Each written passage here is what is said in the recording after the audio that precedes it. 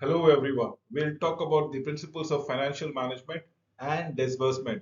Remember, this is in respect to a disaster, issues, or non-governmental organization. So, principles of financial management and disbursement is what we are talking about it. The objective is very simple. We need to understand the risk, the opportunities, and the guiding principles for financial management and disbursement. Remember, disbursement, I am trying to talk in terms of one particular example, and that is what is of an HIV or an AIDS project. Now, it can be merged altogether with any sort of disaster requirements or disaster management. You can have some sort of financial management principle and disbursement requirement issues around here, or any non-profitable organization which is working for the social cause. The example that I'm citing is of human immunovirus or HIV or acquired immunodeficiency syndrome or AIDS, as the case might be. So definitely let us proceed. So what are the challenges? First and foremost is the impact or the nature of HIV or AIDS as a project. Requesting for a rapid response is what we are looking at it. It can be on a multi-level projects, it can be multi-sectoral or completely decentralized approach. So categories of organization, category A is the national level organizations, the NAC or PMU, if you want to go around it, large civil society organization, the non-governmental organization is what my focus would be, and the private sector and the public sector. Category B is the intermediate levels or the district level, the local government entities, the NGOs, the CBOs, the FBOs, as the case might be. And category C is mostly at a community level, at the grassroots level, or level which can be mooted by two, three, four individuals to spread certain sort of awareness. Disbursement and availability of funds, definitely yes. Where do we get the fund from? And if we actually get it funded, how do we disburse or make sure that it is a rational equality that has been maintained or some sort of rationality has been maintained? Coordination of multiple implementers, transparency and accountability. Last but not the least would be the capacity thereby. So, what is the meaning about here? The financial management and disbursement. It has to be responses to the emergency nature. Remember, even in the case of disaster, remember, even in the case of social sector reforms, it is the sense of emergency which is to be struck in. We are talking about quick disbursement, and it should not be as a business as usual, did not be stuck in some kind of bureaucratic procedure.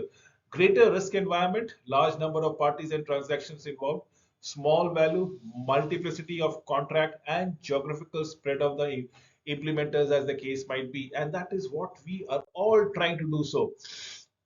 Folks, what about the complex financial management and disbursement arrangement? We need to make fund available at different levels of implementation, requiring different channels altogether.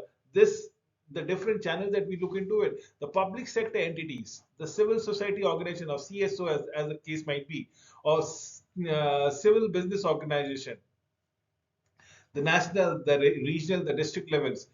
What are we looking into it? We are ensuring that there is a proper utilization of fund by the large number of recipients. Remember, the motto is maximum goods for the maximum people to achieve the objectives of the organization thereby. And that is what we should be looking forward to. What are we looking out here? The difficulties in monitoring and fiduciary compliances in this environment. And that precisely should be the nature thereby. Now comes the financial management and the principles of disbursement. First, recognize. Second, reflect. First, recognize, reflect the emergency nature.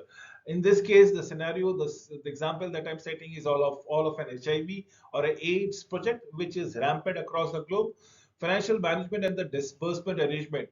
Remember, one size does not fit all. It has to be tailor made. It has to be made to sizes, specific countries, specific circumstances, specific requirements, specific needs. And why did I put this clause? Because I am talking about HIV. Within HIV, with different geographical spheres, different countries, the requirements are different. And what about different disasters? It can be a flood, it can be an earthquake. It requires different ways of approaches altogether. So what are we looking out here? We need to have specific needs, specific arrangement for each group of implementers thereby. Capacity, different level of capacity, different structures, and within the structures. Lack of capacity impacts implementation and disbursement. How to access fund and reports on the usage. Remember, this is very fundamental things. Anybody who is funding your project, anybody who is funding your project would like to see the utilization report, how the fund were utilized, because based upon it, it's a mutually beneficial. If you can be transparent of your issues, then probably you can seek more for some sort of an help from the donor. So that is what is to be done, and the donor will feel good that the projects is going as per plan and the fund is being utilization in the due proper cost.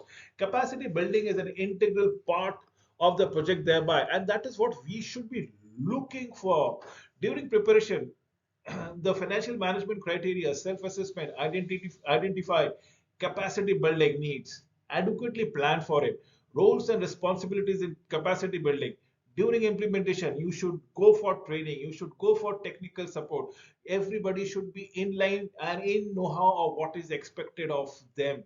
What are their job roles? Use of intermediary agencies and subcontracting. Example, lack of capacity for CBOs, use of new experienced CBO to mentor new CBOs altogether. Financial management and disbursement principle. What we're talking about, national AIDS program. Remember this particular example, what I'm citing for you to understand is the AIDS project. So if you can have a countrywide AIDS program, definitely yes, which can further be integrated into subnational entities. It can be zone based, east zone, north zone, probably depending upon central zone, how big your country is, how complicated the bureaucracy is, whatever the things is. Then comes the intermediary organization. It might come down to the provincial level. It can further be come down to the community level per se, and that is what we are looking. This is how the supplier of goods and supplies is all about it. From the national aid program to the sub-national agencies, the intermediary agencies, and the communities thereby. So, what are we looking out here? The financial management and the disbursement. It can be done from the central government or the federal government, if you may say so, to the zonal issues or a specific program that it might be doing around it. In this case, it can be AIDS or HIV projects that can be doing, and a federal government might have several projects that are running all together. Let's say free meal scheme to the school student, one of the schemes that can be running around it, or probably some sort of subsidy to certain sectors. I am not sure about it, but some sectors altogether. So there are these are social cause program for the federal government issues. Similarly, for NGOs, the private sectors would be doing around it. We have the regional body, the district body, the community bodies, as the case might be. Then comes the financial management and disbursement principle. Flow of funds. Funds do not have to necessarily flow the reporting line. Definitely, yes. Ensure funds are readily available to the implementing organization at different levels wherever they are needed. Does not prevent from exercising control and monitoring. Flexibility in disbursement arrangement. Numbers and size of special accounts. Sufficient balance uh, in your for the funds decentralization and emergency activities. So we should have a 90 days, perhaps a second generation special accounts, or probably for every drive you create or every drive you undertake, you should have a special projects account through which everything should be accountable, and it is very easy to track the flow of money thereby. So flow of funds, linking between the amounts of disbursed and the physical progress of the activities. Finance, did I say transparency is the main cause? If you can report your flows of fund or utilization of funds, it becomes much easier for either of the parties to be trusting one another. Where sufficient capacity exists, use of report based disbursement.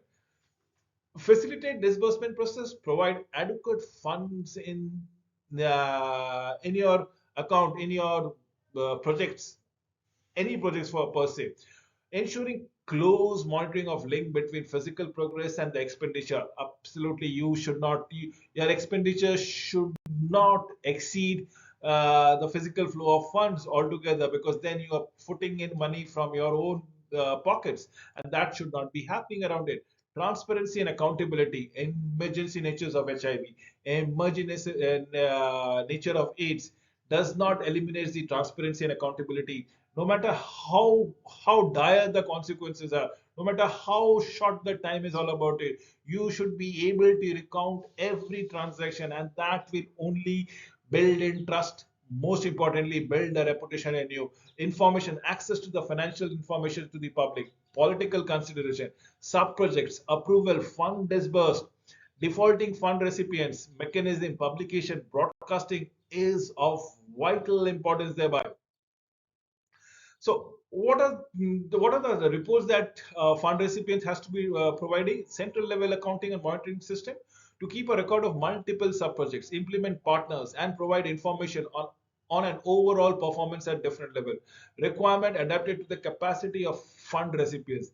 Link between reporting and disbursement. Harmonizations with other development partners, as the case might be. We are talking about the control mechanism, inappropriateness of centralized control in the multi-sectors and decentralized environment of HIV/AIDS project. Balance between tight control and efficiency, as the case might be, complements the control and that has been exercised at different level altogether. National, regional, district, community, self-control, individual control, external audit to provide greater comfort. You have your internal audit and then you have an external audit also that needs to be taken into consideration, because this will keep everybody work in tight in sync with one another. Information and monitoring system. With this, I come to an end of this presentation. Thank you for watching this video till the end.